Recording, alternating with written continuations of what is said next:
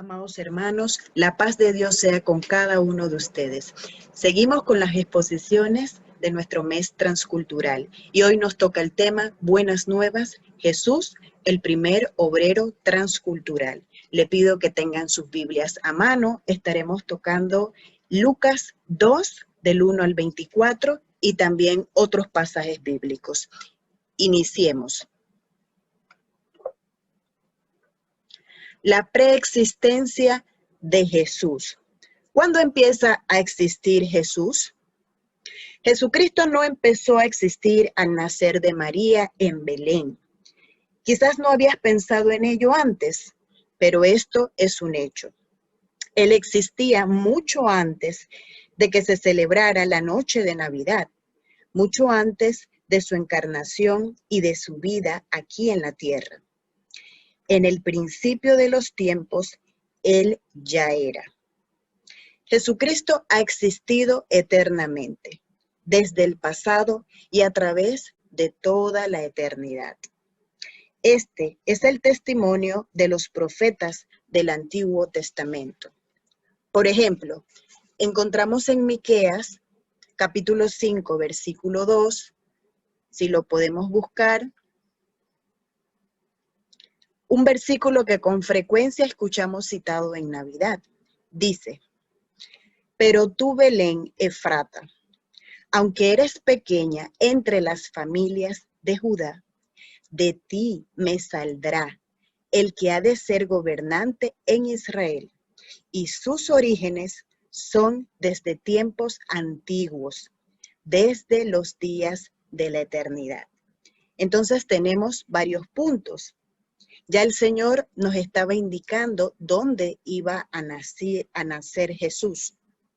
También dice que a diferencia de otros reyes de la dinastía de David, Él me saldrá. Es decir, que actuará de acuerdo con todo lo que Dios estipula y así cumplirá plenamente el propósito divino. También vemos al final del versículo que nos dice que sus orígenes son desde tiempos antiguos, desde los días de la eternidad. Y es el punto que estamos tocando en este momento. Juan el Bautista, él dio testimonio de la preexistencia de Jesús. Juan dio testimonio de él y clamó diciendo, este era del que yo decía, el que viene después de mí, es antes de mí, porque era primero que yo. Eso suena un poco complicado. El que viene después de mí es antes de mí, porque era primero que yo. Si vamos al capítulo 1 de Lucas, leeremos que Juan nació 6 meses antes que Jesús. Así que en su naturaleza humana, Juan el Bautista era antes que Jesús. Juan era primero que Jesús, pero como el eterno Hijo de Dios, Jesús existía eternamente antes que Juan. Habiendo establecido lo anterior, consideremos la siguiente pregunta. ¿Qué tanto sabemos acerca de la vida de Cristo antes de que viniera a la tierra como el primer obrero transcultural? Vayamos a Juan, el Evangelio de Juan, el capítulo 1, versículo 1. Juan dice, en el principio existía el Verbo, y el Verbo estaba con Dios, y el Verbo era Dios. Sabemos que la palabra Verbo se refiere a Cristo, la expresión de Cristo, porque Cristo es la palabra viva de Dios. En el principio existía el Verbo. No dice que el Verbo empezó, sino que ya estaba ahí. Cristo estaba ahí, el Verbo con Dios, y el Verbo era Dios. Entonces, ¿qué sabemos acerca de la vida de Jesús antes de que viniera a la tierra? Bueno, pues primero que nada sabemos que él estaba con Dios, él mantenía una comunión cercana, íntima y personal con Dios.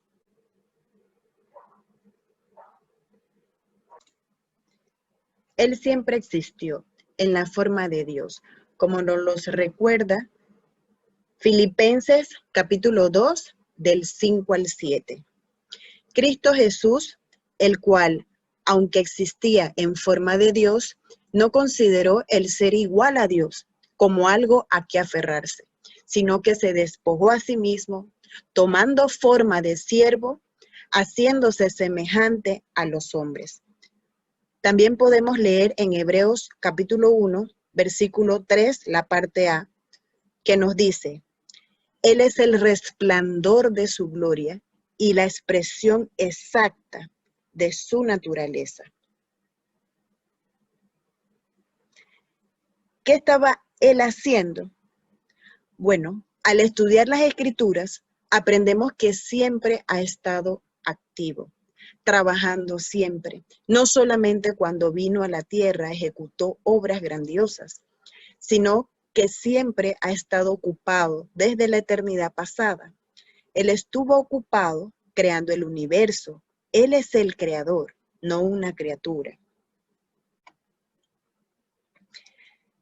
Permítanme solo mencionar otro asunto referente a la preexistencia de Jesús.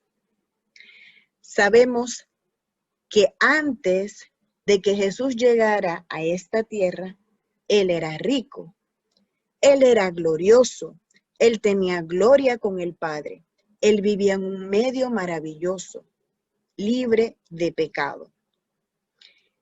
Lo sabemos porque en Juan, en el Evangelio de Juan, capítulo 17, versículo 5, al final de su vida terrenal, él ora de esta forma: y ahora glorifícame tú, Padre, junto a ti, con la gloria que tenía contigo antes que el mundo existiera.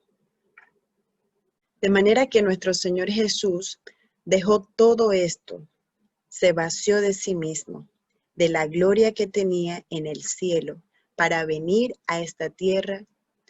Él escogió dejarlo todo atrás. Ahora seguimos con la encarnación de Cristo.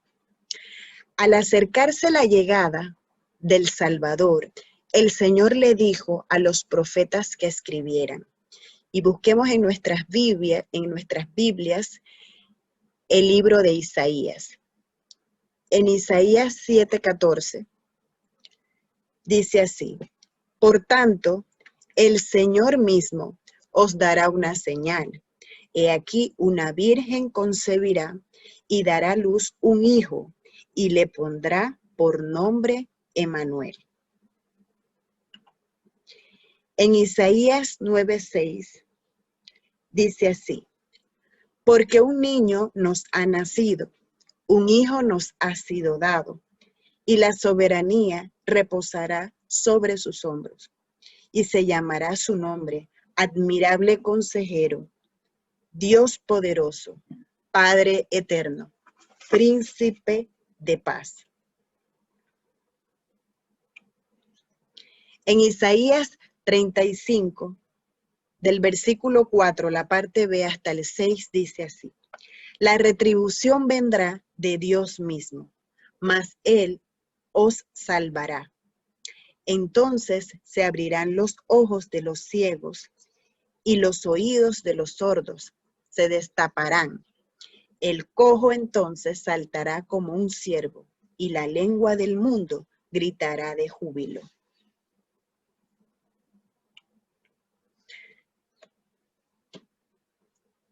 La encarnación de Cristo. Estemos buscando en Lucas 2, del 1 al 24. Iniciamos en Lucas el versículo 1 y el versículo 2. Y aconteció en aquellos días que salió un edicto de César Augusto para que se hiciera un censo de todo el mundo habitado. Este fue el primer censo que se levantó cuando Cirenio era gobernador de Siria. Y todos se dirigían a inscribirse en el censo, cada uno a su ciudad. Y también José subió de Galilea, de la ciudad de Nazaret, a Judea, a la ciudad de David, que se llamaba Belén, por ser él de la casa y de la familia de David, para inscribirse junto con María, desposada con él, la cual estaba encinta. Y Lucas en el versículo 7 nos dice, y dio a luz a su hijo primogénito, le envolvió en pañales y le acostó en un pesebre, porque no había lugar para ellos en el mesón.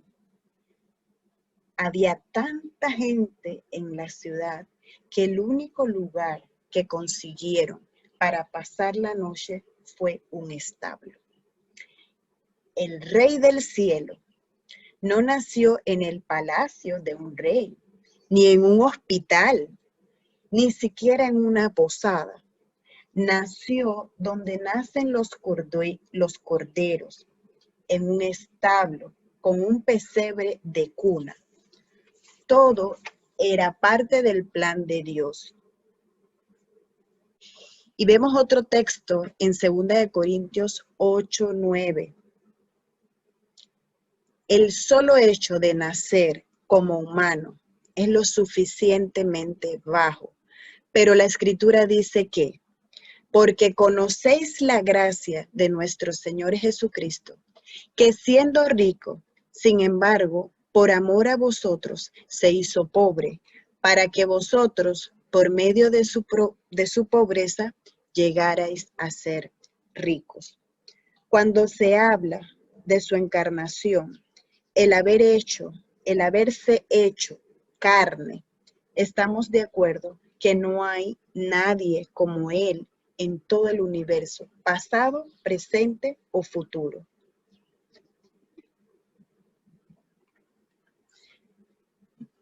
Siendo el más rico de todos, se hizo pobre para compartir con nosotros las riquezas de la salvación. Vemos su poder y su grandeza, pero también vemos su mansedumbre, su humildad y su amor, ya que Él no tomó en cuenta su reputación, quién Él era, como lo hemos visto en Filipenses 2:6. Él vino a esta tierra para convertirse en uno de nosotros, para volverse carne y morar entre nosotros. Así que en este primer siervo, Jesucristo, se despojó de sí mismo en la encarnación, cuando Dios tomó la forma humana. No que haya dejado a un lado sus atributos divinos, Él seguía siendo Dios, pero lo hizo al tomar nuestra humanidad y voluntariamente restringió el uso de esos atributos divinos. En la encarnación, al convertirse en hombre, Él tomó nuestras debilidades, nuestras fragilidades, nuestras limitaciones humanas. El que nunca duerme se cansó como un hombre. El creador de los océanos de agua, de todos los cuerpos de agua sobre la tierra, tuvo sed. El que alimentó a su pueblo con maná en el desierto, tuvo hambre. El que puso las estrellas en su lugar, durmió debajo de las estrellas. El que habitaba en los palacios de marfil del cielo, nació en un establo prestado. El Dios omnisciente tuvo que aprender cómo hablar, a caminar como un niño. El eterno Verbo de Dios tuvo que aprender a leer. El ayudador de su pueblo se hizo indefenso y dependiente. El amado Hijo de Dios se volvió el Hijo rechazado del hombre. El que creó a los ángeles necesitó que los ángeles vinieran en su ayuda durante su tentación en el desierto y otra vez en el Getsemaní. Seguimos con el relato en Lucas, leyendo los versos del 8 al 11. En la misma región había pastores que estaban en el campo, cuidando sus rebaños durante las vigilias de la noche. Y un ángel del Señor se les presentó, y la gloria del Señor los rodeó de resplandor, y tuvieron gran temor. Mas el ángel les dijo: no temáis, porque he aquí os traigo buenas nuevas, de gran gozo, que serán para todo el pueblo. Porque os ha nacido hoy en la ciudad de David un Salvador, que es Cristo el Señor. Se aplican títulos asombrosamente gloriosos a este bebé recién nacido. Los emperadores romanos solían atribuirse el título de Salvador a sí mismos, pero el Dios de Israel insiste en que solo Él es el Salvador. Cristo es el equivalente griego de Mesías, que significa ungido o elegido, mientras que Señor se usa regularmente en la Septuaginta para el nombre del pacto de Dios. Y esto os servirá de señal. Hallaréis a un niño envuelto en pañales y acostado en un pesebre. Y de repente apareció con él una multitud de los ejércitos celestiales, alabando a Dios, diciendo: Gloria a Dios en las alturas, y en la tierra paz entre los hombres en quienes Él se complace. A medida que Dios recibe la gloria en el cielo más alto, donde reside así los objetos de su gracia, reciben la paz en la tierra. Y aconteció que cuando los ángeles se fueron al cielo, los pastores se decían unos a otros: vayamos, pues, hasta Belén y veamos esto que ha sucedido, que el Señor nos ha dado a saber. Fueron a toda prisa y hallaron a María y a José y al niño acostado en el pesebre. Y cuando lo vieron, dieron a saber lo que se les había dicho acerca de este niño. Y todos los que lo oyeron se maravillaron de las cosas que les fueron dichas por los pastores. Pero María atesoraba todas estas cosas, reflexionando sobre ellas en el corazón. Y los pastores se volvieron, glorificando y alabando a Dios por todo lo que habían oído y visto, tal como se les había dicho. ¿Quién habría podido imaginar que ese pequeño e indefenso niño en los brazos de María era el Hijo de Dios, que se había hecho hombre para salvar al hombre? Por eso llamaron su nombre Jesús, que significa salvación. Y esto lo podemos leer en Mateo 1:21 y Lucas 1:31. Pero también fue llamado Emmanuel, que significa Dios con nosotros, en Mateo 1:23.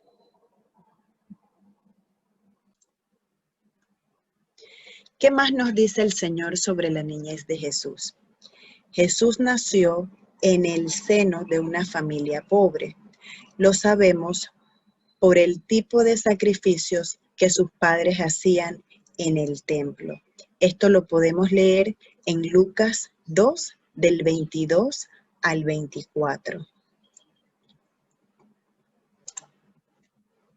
Cuando se cumplieron los días para la purificación de ellos, según la ley de Moisés, le trajeron a Jerusalén para presentarles al Señor.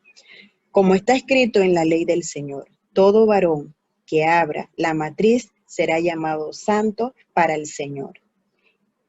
Y para ofrecer un sacrificio conforme a lo dicho en la ley del Señor, un par de tórtolas o 2 pichones. Sabemos que sus padres también fueron fieles adoradores y que se comprometieron a criarlo de acuerdo a los mandamientos de la Escritura. Lucas, en el versículo 39 del capítulo 2, nos dice que ellos hicieron todo conforme al ordenado por la ley de Dios. También se nos dice en el versículo 40 que el niño crecía y se fortalecía y se llenaba de sabiduría y la gracia de Dios era sobre él. Estos años de niñez fueron años de preparación para su llamado, aprendiendo la ley y la palabra de Dios, aprendiendo los caminos de Dios. Se adaptó a nuestras limitaciones y a nuestra humanidad. Asistió a la escuela hebrea, se le enseñaron las escrituras hebreas. Cada paso de crecimiento lo estaba preparando para cumplir la misión eterna de su Padre. Dice que durante este tiempo la gracia y el favor de Dios estaban sobre él. Eso es básico para crecer. No podemos crecer como Dios quiere que crezcamos si estamos alejados de la gracia y el favor de Dios. Vemos a Jesús como un hombre que depende de la gracia de Dios, a pesar de sus circunstancias, algunas de ellas tan adversas, a pesar de las disfunciones en su entorno y en el mundo en el que vivía, a pesar de los desafíos que tuvo que enfrentar en esa época. El favor y la gracia de Dios estaban con él. Su niñez era congruente con su humanidad y con su deidad. En muchos aspectos, Jesús era como los otros niños. Comía, dormía, jugaba, estudiaba y aprendía un oficio. Pero en otros, Jesús era diferente a los demás. Nunca era egoísta, siempre honraba a sus padres, nunca mentía, siempre agradaba a su Padre Celestial. Él era santo, irreprochable, puro, apartado de los pecadores.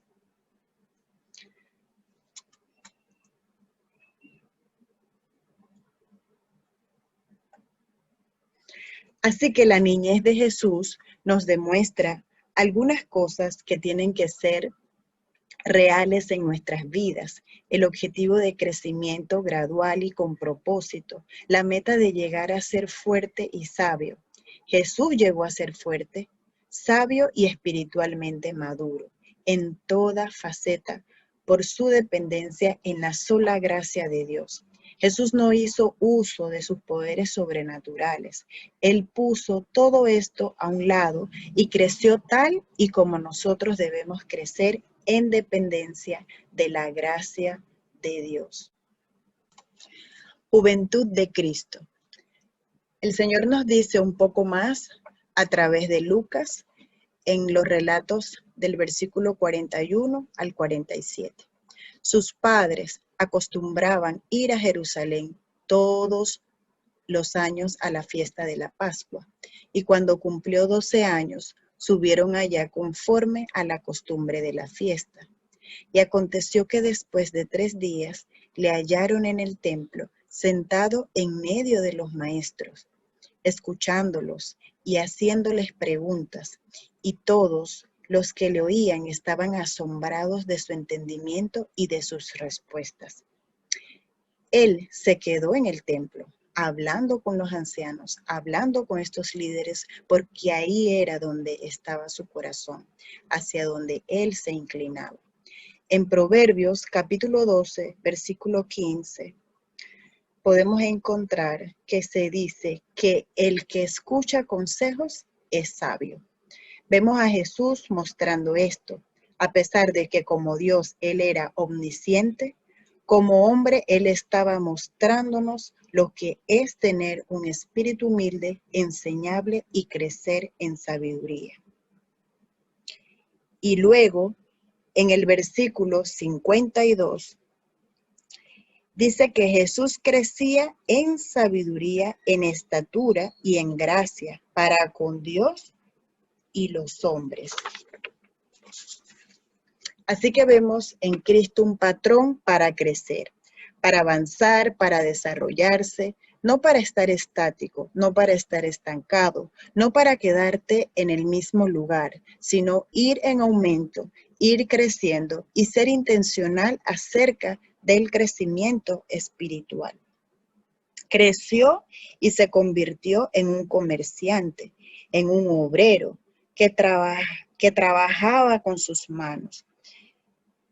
Pero el ver que Jesús era carpintero, que trabajaba con sus manos, que era un comerciante, un obrero, nos recuerda la nobleza y el carácter sagrado del trabajo realizado para la gloria de Dios. Cualquier tipo de trabajo realizado para la gloria de Dios.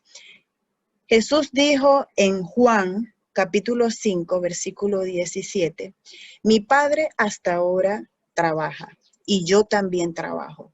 Siempre estaba trabajando. Trabajaba con su Padre, trabajaba con sus manos, trabajaba para cumplir la voluntad de su Padre. Así que vemos que Jesús pasó la mayor parte de su vida adulta trabajando como un comerciante y solo 3 años en el ministerio público. Los años anteriores no fueron los que sacudieron el mundo a nuestra manera de ver las cosas, pero fueron vitales para la preparación de su ministerio público. El Cordero de Dios que quita el pecado del mundo. Cuando cumplió 30 años de edad, ya estamos hablando de Jesús adulto, bueno, desde los 12, Jesús cerró el taller de carpintería en el que había trabajado hasta entonces y fue bautizado por Juan el Bautista. Así inicia nuestro Señor Jesucristo su ministerio público. En los próximos 3 años, Jesús predicó la palabra de Dios, hizo milagros y enseñó a 12 hombres que él escogió y a los cuales llamó apóstoles. Esa palabra significa enviados, porque más adelante estos hombres serían enviados a predicar y enseñar la palabra tal como hacía Jesús.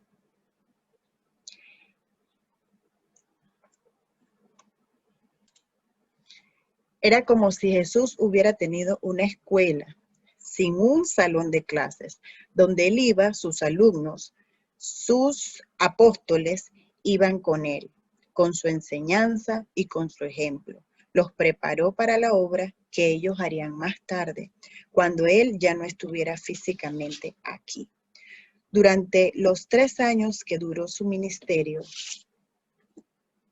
Jesús hizo cosas extraordinarias, sanó a muchos enfermos, calmó el mar en tempestad, caminó sobre las aguas. En 2 ocasiones le dio de comer a muchísimas personas con unos cuantos panes y unos peces. Y hasta resucitó personas que habían muerto. Cualquiera pensaría que todos en Israel estarían muy agradecidos y maravillados con Jesús por las cosas buenas y extraordinarias que hacía, pero no fue así. Aunque algunos creyeron en él, muchos también se molestaron porque Jesús les decía que ninguno era lo suficientemente bueno como para que Dios le permitiera ir al cielo. Cristo llamaba a las personas a que se arrepintieran de sus pecados y creyeran en él. Jesús no era como los líderes religiosos que decían cosas como haz esto, no hagas aquello, sigue estas normas, este es el camino. Solo Jesús podía decir, yo soy el camino y la verdad y la vida. Nadie viene al Padre sino por mí. Sus obras prueban que sus palabras eran fieles y que son verdaderas. El Señor Jesús solo vivió unos pocos años en la tierra para cumplir con todo el plan de redención. Con todo, al final de su vida, Jesús pudo levantar sus ojos al Padre y decir: yo te he glorificado en la tierra, he acabado la obra que me diste que hiciese. Juan 17:4. Los evangelios se refieren a Jesús como un maestro en más de 40 ocasiones. Jesús siempre estaba enseñando. Él era capaz de revelar la verdad y la perspectiva eterna en momentos cotidianos de la vida y en conversaciones. Eso es lo que hace un buen maestro. Él siempre condujo conversaciones de tal forma que le diera a la gente el punto de vista de Dios en todo lo que se estaba hablando.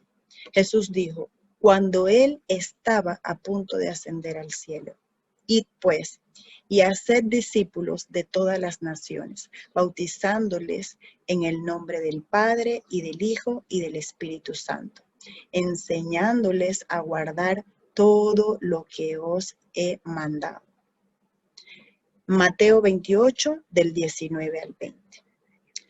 El Señor Jesucristo establece claramente que el único fruto que le agrada recibir de su iglesia son discípulos obedientes a su palabra y de todas las naciones. Muchas gracias.